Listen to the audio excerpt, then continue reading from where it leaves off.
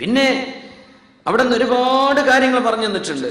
പെണ്ണുങ്ങളെ സംബന്ധിച്ചിടത്തോളം അവർക്ക് സ്വർഗം കിട്ടുന്ന ഒരു വിഷയം ഭയങ്കര എളുപ്പമാണെന്നാണ്. ഭയങ്കര എളുപ്പം. ആണുങ്ങളെ വരില്ല. പെണ്ണുങ്ങൾക്ക് കുറേയേറെ പ്രയാസങ്ങളുള്ളതിന്റെ പേരിൽ അള്ളാഹു അവർക്ക് പല വിഷയങ്ങളും എളുപ്പാക്കി കൊടുത്തിട്ടുണ്ട്. ഇത് പെണ്ണുങ്ങൾക്കുള്ള വിഷയമാണ്. ഇദാ സ്വല്ലത്തിൽ മർഅതു ഖംസഹ, 5 നേരത്തെ നിസ്കാരം ഒരു പെണ്ണ് കൃത്യമായി കൊണ്ടു നടന്നാൽ, നിസ്കരിക്കേണ്ട സമയത്ത് ഇദാ സ്വല്ലത്തിൽ മർഅതു ഖംസഹ, അവളുടെ 5 നേരത്തെ നിസ്കാരം അവൾ കൃത്യമായി കൊണ്ടു നടക്കുകയും വസാമത് ഷഹ്റഹ, അവളുടെ റമദാൻ അവൾ നോമ്പ് നോൽക്കുകയും ചെയ്താൽ, റമദാനിൽ അവർക്ക് നോമ്പ് നോൽക്കാൻ പറ്റാത്ത അവസ്ഥയാണ്, പക്ഷെ അവര് ഖളാ വീട്ടി, ആ റമദാൻ ഖളാ വീട്ടിയാൽ, അല്ലെങ്കിൽ റമദാനിൽ നോമ്പ് നോൽക്കേണ്ടവർ നോമ്പ് നോൽക്കുകയും ചെയ്താൽ, വഹസ്സനത് ഫർജഹ, അവളുടെ ശരീരത്തിന്റെ രഹസ്യഭാഗം അല്ലാഹുവിനെ ഓർത്ത് സൂക്ഷിക്കുകയും ചെയ്താൽ, വ്യഭിചരിക്കാത്തവർ, വഅത്വഅത് സൗജഹ, തന്റെ ഭർത്താവിനെ അനുസരിക്കുകയും ചെയ്താൽ, ഖീല ലഹ, അവളോട് പറയപ്പെടും, ഉദ്ഖുലി, നിങ്ങൾ കടന്നോളൂ, മിൻ അൽ ജന്ന, സ്വർഗ്ഗത്തിലേക്ക്, മിൻ ഐ അബ്വാബിൽ ജന്നതി ശിഅതി, സ്വർഗ്ഗത്തിന്റെ 8 കവാടങ്ങളിൽ ഏത് വാതിലിലൂടെ നിങ്ങൾക്ക് ഇഷ്ടമാണോ അതിലൂടെ കടന്നോളൂ എന്ന് ഈ പെണ്ണിനോട് പറയപ്പെടുമെന്ന് റസൂലുള്ളാഹി സ്വല്ലല്ലാഹു അലൈഹി വസല്ലം.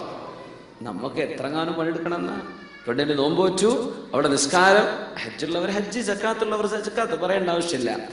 ആ ഫണ്ടമെന്റൽ ബേസിക്കുകളൊക്കെ ചെയ്തു, ശരീരം സൂക്ഷിച്ചു. ഹസ്സനത് ഫർജഹ, അവളുടെ ഗുഹ്യസ്ഥാനം അവൾ സൂക്ഷിച്ചു, വ്യഭിചരിച്ചിട്ടില്ല. വഅത്വഅത് സൗജഹ, കല്യാണം കഴിച്ച പെണ്ണിന് പിന്നെ ഏറ്റവും വലിയ കടപ്പാട് ആരോടാണ്? ഭർത്താവിനോടാണ്.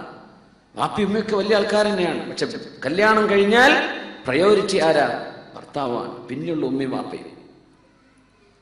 തന്റെ ഭർത്താവ് അള്ളാഹുവിനെതിരല്ലാത്ത ഒരു വിഷയം പറഞ്ഞാൽ അനുസരിക്കാൻ നിർബന്ധിതയാണ് പെണ്ണ്. വഅത്വഅത് സൗജഹ, തന്റെ ഭർത്താവിന്റെ നിർദ്ദേശങ്ങൾ പാലിച്ച് ജീവിച്ചാൽ സ്വർഗത്തിലേക്ക് ഏത് വാതിലൂടെ വേണമെങ്കിലും കടന്നോ എന്നവരോട് പറയപ്പെടുന്നു. റസൂലുള്ളാഹി സ്വല്ലല്ലാഹു അലൈഹി വസല്ലം പറഞ്ഞു, ഇത്ര ഈസിയായിട്ട് സ്വർഗത്തിൽ പോവാൻ പെണ്ണുങ്ങൾക്കല്ലാതെ മറ്റാർക്കും കഴിയില്ല. ഇത്ര ഈസിയാണ്. 4 കാര്യം. അള്ളാഹു സഹായിക്കുമാറാകട്ടെ.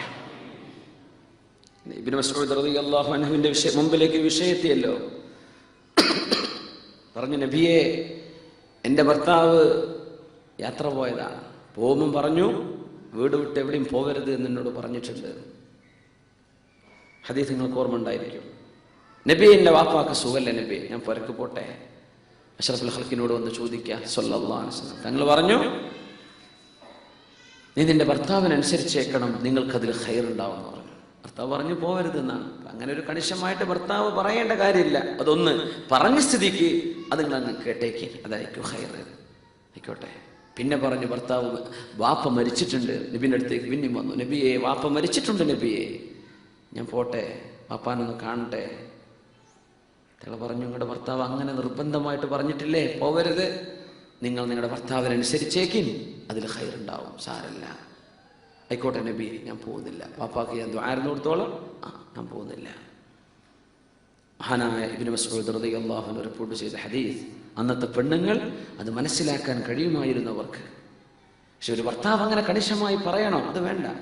നിർബന്ധിത അവസരങ്ങളോ പോകേണ്ട ഘട്ടങ്ങളോ ഒക്കെ ഉണ്ടായിക്കഴിഞ്ഞാൽ ഇത്തരം ഈ റൂളുകളെ വയലേറ്റ് ചെയ്യുന്നൊരവസ്ഥ വരും. അവർക്ക് പ്രയാസം ഉണ്ടാക്കുന്ന അവസ്ഥകൾ നമ്മൾ അങ്ങനത്തെ ചില കണ്ടീഷണൽ ക്ലോസുകളൊന്നും വെക്കരുത്. അത് പുരുഷന്മാർ ശ്രദ്ധിക്കേണ്ട വിഷയം. പക്ഷെ അങ്ങനെ അങ്ങ് പറഞ്ഞു പോയാൽ ആ അനുസരിക്കലിലാണ് അവർക്ക് പ്രതിഫലം, അതിലാണ് അവർക്ക് ഖൈറെന്ന് റസൂലുള്ളാഹി സ്വല്ലല്ലാഹു അലൈഹി വസല്ലം സ്വർഗം കിട്ടാൻ വേണ്ടി പറഞ്ഞു കൊടുത്തതാണത്. അത്വഅത് സൗജഹ, ഭർത്താവിനനുസരിച്ച സ്വർഗല്ലേ, അങ്ങനെ അനുസരിച്ചേക്കണം. ദുന്യാവിൽ കുറച്ച് വിഷമമൊക്കെ ഉണ്ടായി, സാരല്ല, കുറച്ച് പ്രയാസങ്ങളൊക്കെ ഉണ്ട്, അതൊക്കെ ഇന്ന് നാളേക്കിട്ട് തീരൂലേ, നിനക്ക് സ്വർഗം നഷ്ടപ്പെടരുത്, ആ ഭർത്താവിനനുസരിച്ചേക്ക് എന്ന് പഠിപ്പിച്ചു കൊടുത്തു റസൂലുള്ളാഹി സ്വല്ലല്ലാഹു അലൈഹി വസല്ലം.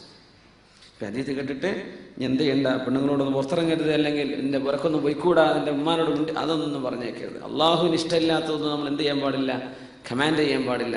എൻ്റെ ഉമ്മാനെ കാണണ്ട, വാപ്പാനെ കാണണ്ട, അങ്ങനെയൊന്നും പറയാൻ പാടില്ല. അവർക്ക് ഒരു ഉമ്മയല്ലേ, അവർക്കൊരു വാപ്പയല്ലേ, അവർ കാണേണ്ട, അവർ കൂടി ജീവിക്കേണ്ട സന്ദർഭങ്ങൾ, അവസരങ്ങളൊക്കെ നമ്മൾ ഉണ്ടാക്കി കൊടുക്കണം, അല്ലേ?